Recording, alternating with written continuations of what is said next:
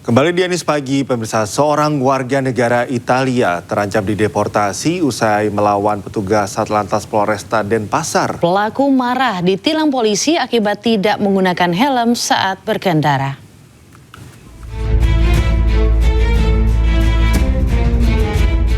Seorang warga negara Italia melawan petugas kepolisian saat ditilang di simpang Jalan Gunung Agung Denpasar, Bali. Pelaku melanggar lalu lintas tanpa menggunakan helm saat berkendara sepeda motor. Saat dilakukan penindakan oleh petugas, yang bersangkutan menunjukkan sikap tidak kooperatif, melawan serta tidak menghormati petugas. Pelaku diamankan di Satreskrim Polresta Denpasar untuk menjalani pemeriksaan lebih lanjut. Warga negara Italia yang diketahui melakukan pelanggaran lalu lintas saat dilakukan penindakan oleh petugas yang bersangkutan tidak menunjukkan sikap yang kooperatif, melawan serta tidak menghormati petugas yang sedang melaksanakan tugas menjaga ketertiban umum. Petugas juga berkoordinasi dengan keimigrasian untuk menentukan sanksi yang akan diberikan, termasuk diantaranya kemungkinan deportasi ke negara asalnya. Dari Denpasar, Bali, Indira Ari, iNews melaporkan. Viral di Kabupaten Badung, Bali, 2 polisi lalu lintas diduga meminta uang saat menilang turis asing. Keduanya kini masih diperiksa intensif dan akan disanksi tegas jika terbukti.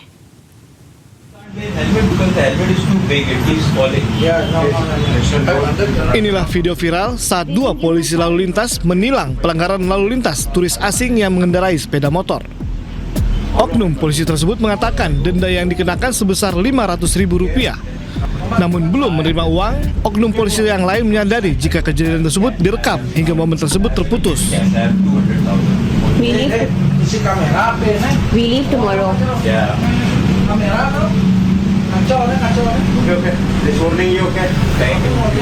Thank you so much. You are my brother. Setelah viral, Polres Badung menyatakan kejadian itu terjadi pada Maret lalu. Turis asing tersebut terbukti tidak menggunakan helm dan menerobos lampu lalu lintas. Kedua oknum polisi tersebut dipastikan belum menerima uang. Kini keduanya masih diperiksa dan akan ditindak tegas jika terbukti. Tidak ada penerimaan uang dalam bentuk apapun oleh petugas. Menyikapi peristiwa ini, saya telah memerintahkan jajaran Propam, dalam hal ini adalah pengamanan internal, telah melakukan pemeriksaan terhadap. Pemirsa, puluhan warga asing disekap di sebuah guest house di Badung, Bali. Polisi menggerebek lokasi dan mengungkap dugaan praktik penipuan online.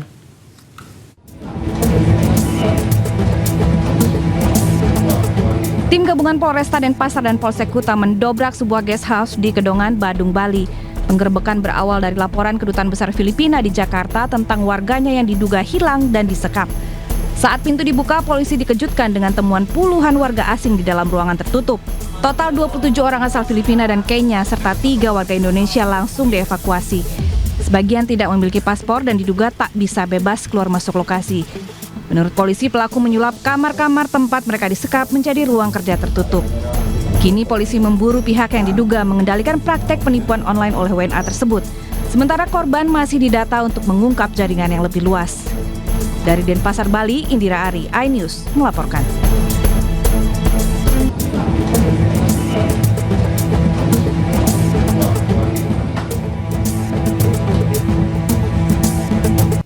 Ya pemirsa, selamat menunaikan ibadah sholat subuh bagi Anda yang menjalankannya. Masih di iNews Pagi pemirsa, sebuah bengkel las dan rumah di Grogol, Petamburan, Jakarta Barat ludes terbakar. Diduga kebakaran akibat korsleting listrik di bengkel las.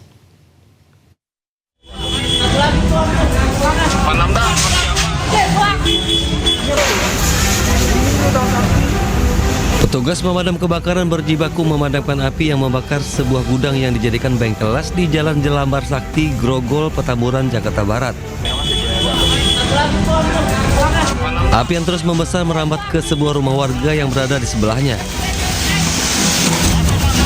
Api padam setelah 13 unit damkar dan 65 personel dikerahkan ke lokasi. Menurut kesaksian warga, api pertama kali muncul dari korsleting listrik di sebuah gudang bengkel las. Tidak ada korban luka ataupun jiwa dalam peristiwa ini.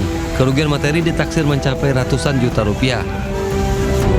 Dari Jakarta, Miftahul Gani, iNews melaporkan. Pemirsa, sebuah rumah berlantai 2 terbakar di permukiman padat penduduk di Kota Bekasi, Jawa Barat. Kebakaran diduga akibat korsleting listrik di salah satu ruangan. Kebakaran Jalan Banteng, Sugeng. Sebuah rumah berlantai 2 di permukiman padat penduduk Jalan Banteng, Kranji, Bekasi, Jawa Barat, Kota Bekasi, Jawa Barat terbakar. Warga panik mencoba memadamkan api dengan alat seadanya. Petugas mengerahkan 4 unit damkar ke lokasi kebakaran. Api padam 15 menit kemudian. Pemilik rumah, seorang lansia bersama anaknya berhasil dievakuasi dan selamat dari kebakaran. Dugaan sementara penyebab kebakaran akibat korsleting listrik. Tidak ada korban jiwa dalam kebakaran tersebut. Polisi masih menyelidiki penyebab pasti kebakaran. Dari Bekasi, Jawa Barat, Rahmat Hidayat, iNews melaporkan. Pemirsa, polisi berhasil meringkus seorang residivis kasus pencurian sepeda motor di Makassar, Sulawesi Selatan. Sebelumnya pelaku telah dipenjara sebanyak 4 kali dalam kasus serupa.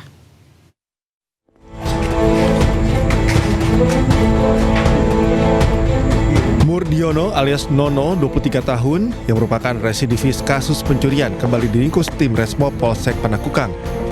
Pelaku diringkus usai membawa kabur sepeda motor milik rekannya dengan modus mengantar dan meminjam motor korban. Pelaku diketahui telah 4 kali diringkus dalam kasus yang sama.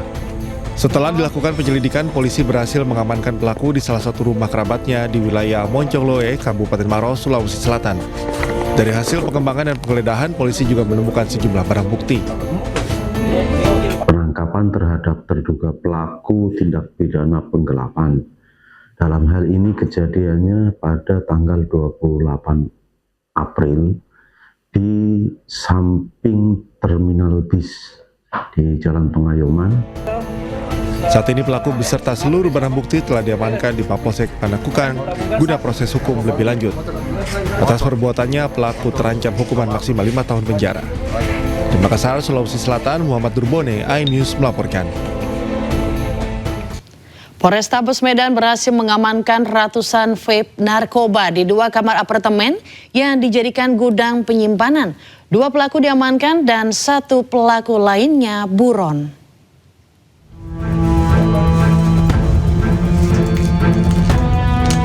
Inilah situasi saat polisi menggerebek 2 kamar di lantai 8 dan 9 sebuah apartemen di Jalan Kolam, Kecamatan Medan Area, Kota Medan.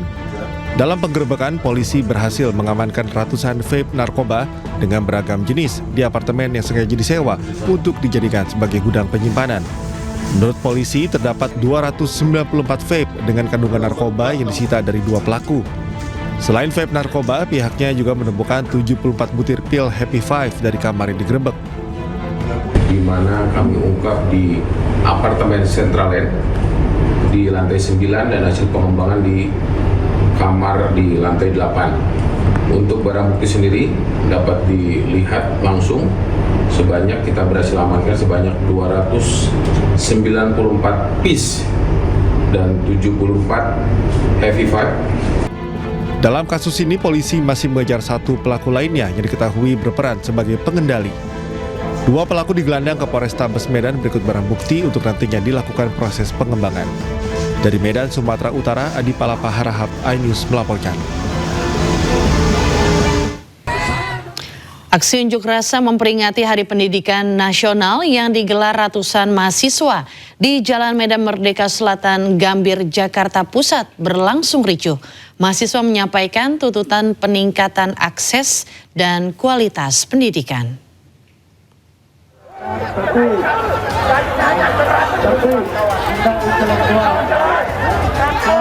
Kericuhan terjadi saat ratusan mahasiswa yang tergabung dalam Badan Eksekutif Mahasiswa Seluruh Indonesia (BMSI) menggelar aksi di Jalan Medan Merdeka Selatan Sabtu sore.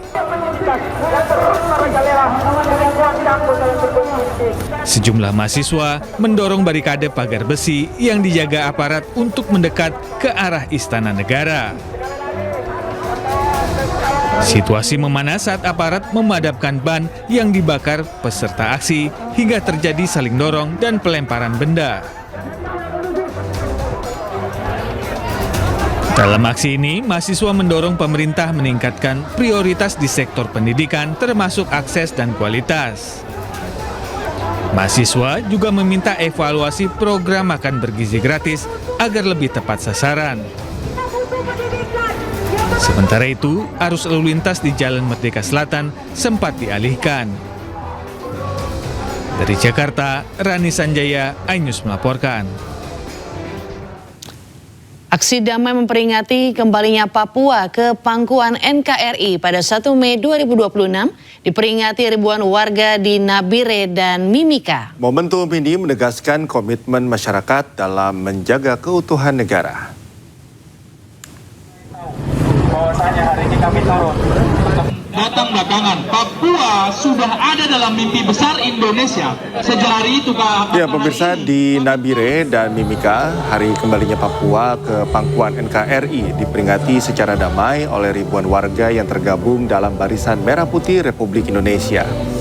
Kegiatan ini menjadi wujud dukungan terhadap keutuhan negara serta penolakan terhadap segala bentuk perpecahan dan provokasi. Momentum 1 Mei merupakan bagian penting sejarah integrasi Papua ke NKRI. Mereka pun menegaskan komitmen untuk terus menjaga persatuan dan kesatuan bangsa. Peringatan ini diharapkan mampu memperkuat semangat kebangsaan serta menjadi pesan damai bagi seluruh masyarakat Papua.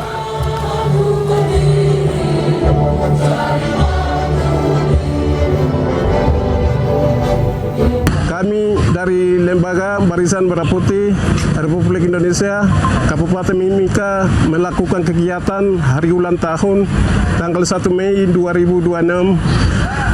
Hari bersejarah bergabungnya Irian Barat menjadi bergabung NKRI. Maka kami melakukan kegiatan untuk mempertahankan negara. Peringatan 1 Mei yang berdekatan dengan Hari Pendidikan Nasional juga digelar di Paniai, Papua Tengah. Ratusan pelajar dan tenaga pendidik turut merayakan dengan semangat kebangsaan. Sebanyak 700 siswa bersama guru dan tenaga pendidik di SMP YPPG 1 Ena Rotali, Paniai, Papua Tengah mengikuti rangkaian kegiatan peringatan 1 Mei. Kegiatan ini dipadukan dengan momentum Hari Pendidikan Nasional untuk menanamkan nilai kebangsaan sejak dini serta penegasan komitmen generasi muda dalam menjaga keutuhan NKRI. Para guru menilai kegiatan ini mampu membangun karakter, meningkatkan kepercayaan diri, serta menumbuhkan semangat belajar siswa.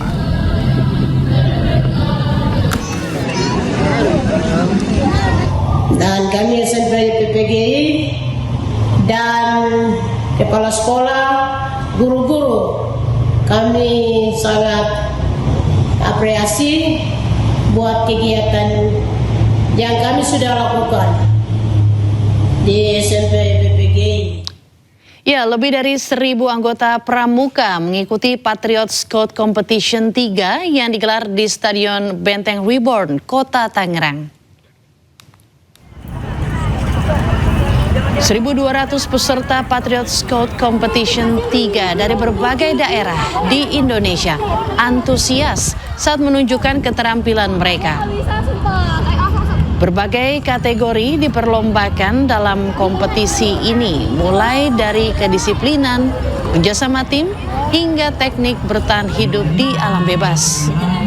Setelah seharian mengikuti kompetisi, ajang ini ditutup dengan malam inaugurasi sebagai bentuk penghormatan kepada Bapak Pramuka Indonesia ke-114 Sri Sultan Hamengkubuwono IX.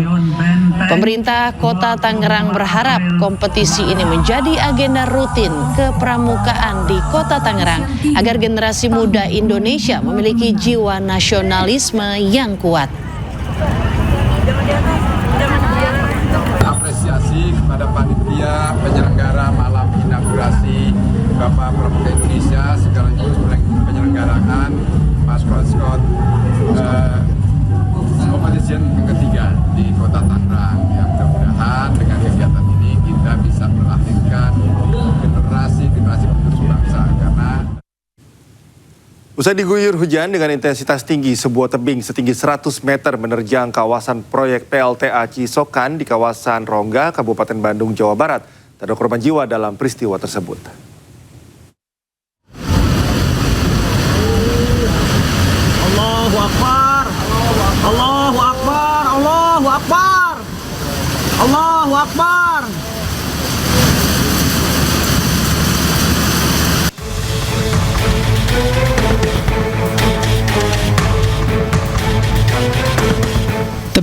setinggi 100 meter longsor menerjang kawasan proyek pembangkit listrik tenaga air PLTA Upper Cisokan di kawasan Rongga, Kabupaten Bandung Barat, Jawa Barat.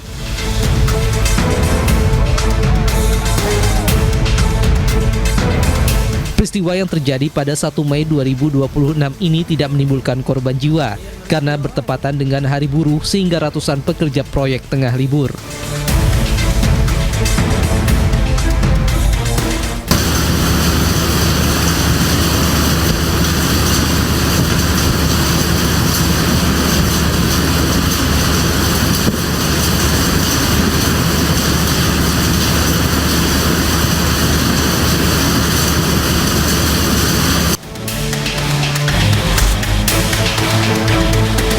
Longsor terjadi akibat curah hujan tinggi sehingga mengikis tanah tebing.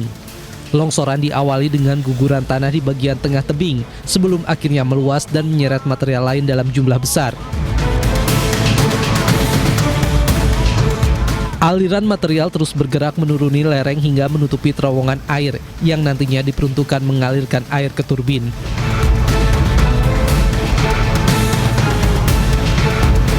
Telah terjadi longsor di areal Upper Cisokan. Nah, setelah melihat begitu ramainya pemberitaan, saya berkoordinasi dengan pemerintah Desa Sukaresmi dan juga pemerintah Kecamatan Rongga. Alhamdulillah tidak ada korban, dan untuk penanganan longsor sendiri akan dilakukan segera oleh pihak Cisokan. Peristiwa longsor yang menerjang objek vital di kawasan Rongga ini merupakan kedua kali berturut-turut dalam 2 hari terakhir.